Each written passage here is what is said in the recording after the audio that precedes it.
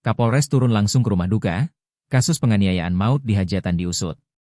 Kapolres Purwakarta, AKBP I Dewa Putu Gede Anom Danujaya, mendatangi rumah duka korban penganiayaan yang terjadi saat pesta pernikahan di wilayah Kecamatan Campaka, Kabupaten Purwakarta.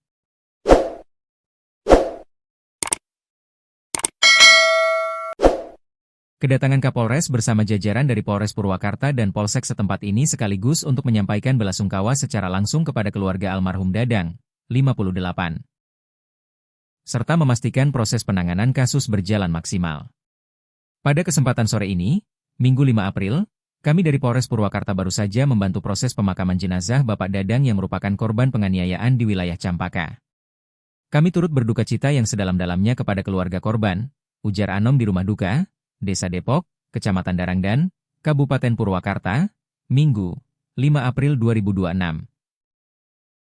Ia berharap keluarga yang ditinggalkan diberikan ketabahan dalam menghadapi musibah tersebut.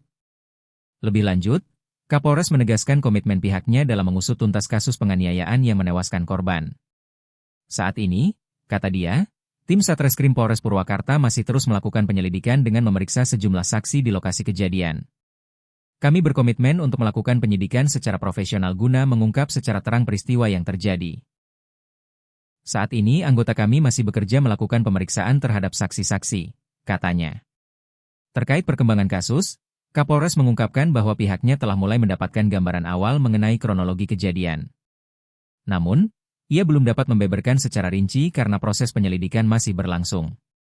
Sudah ada gambaran peristiwanya, namun untuk detailnya nanti akan kami sampaikan setelah seluruh fakta terkumpul, ucapnya. Kapolres juga meminta doa dan dukungan dari masyarakat agar kasus ini dapat segera terungkap dan para pelaku bisa secepatnya diamankan.